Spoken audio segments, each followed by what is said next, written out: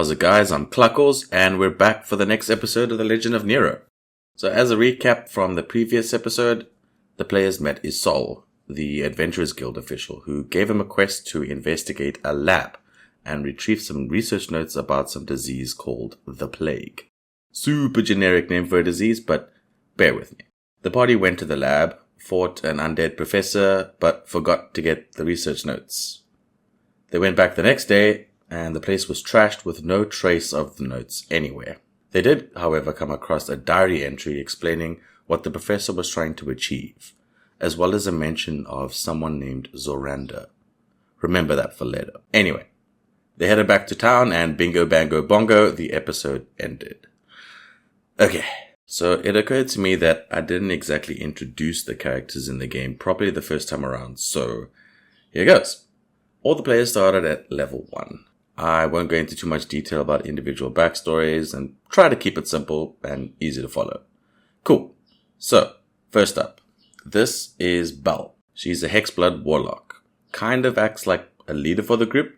Her backstory is complicated, but all that you really need to know for now is that she used to be part of a band of pirates. They ended up shipwrecked, and now without a crew, she's decided to start anew. Trying to figure out what this weird purple stuff on her arm is, as well as possibly trying to find some of her old crew. This is Suri. She's a Levistus tiefling blade-singing wizard. Sounds really fancy, but all that you really need to know is that she casts mage armor 90% of the time, and combat ends before she gets to do anything, really. She was also a sailor, also shipwrecked, somewhat orphaned, and ended up on the wrong side of the law sometimes. She also adventured with Bal before joining the party. They go way back.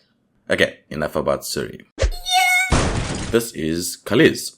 He is a half-orc rogue.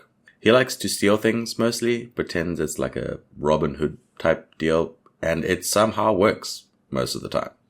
He grew up as a hunter-gatherer type of thing, but then decided to start adventuring. His main focus is making money for reasons I won't go into right now. This is Padya. She's an Aasimar bard. Aasimars are basically like half human, half angel thingies. Her backstory isn't complicated at all. I'll actually show you a screenshot of my notes to give you an idea. And there you have it. That's Padya. No! This is Bulwark. He's a construct cleric of the Forge domain. Constructs can be flavored to be anything you want, really. But basically, he just doesn't need to eat or sleep. He's a robot. He was deactivated for a while before Bal and Suri found him in some old broken down house and reactivated him. Bleep, bloop, bleep. And finally, this is Dalg. He is a dwarven fighter. Not going to go into too much detail about his backstory because spoilers! Anyway, back to the story. So, upon arriving at the town, they noticed that it was heavily decorated with flowers, lanterns, ribbons with reoccurring theme of red and pink. It's Anera's Day. Anera's Day is the day dedicated to the goddess of love, Anera.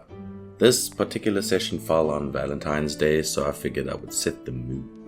The first thing the party did before exploring the town was hand in their quest. Back again, I see, and so soon. Someone got there before us. They trashed the place. Must have taken the research notes with them. Huh, I see. Well, there isn't any use fretting about what we can't control. Let's just hope it's not in the hands of someone that might use that information for the purposes of evil. That being the case, and since you're not yet registered with the guild, you will receive half pay. You mentioned the Adventurers Guild. How would we register? 'Tis a bit of a process. You would have to successfully complete 4 quests.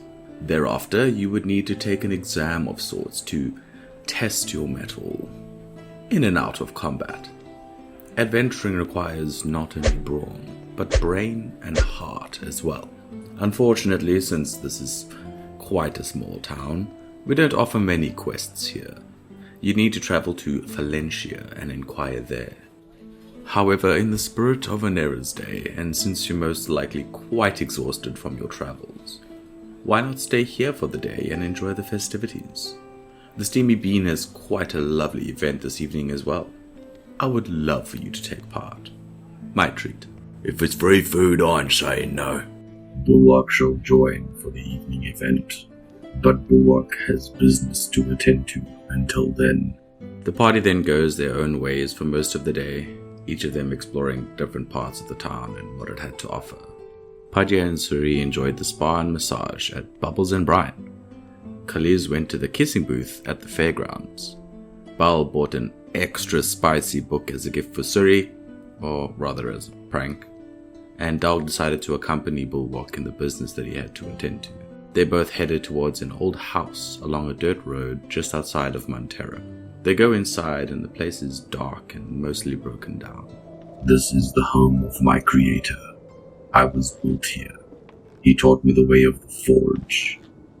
I have been deactivated for many years, until Bal and Suri found me.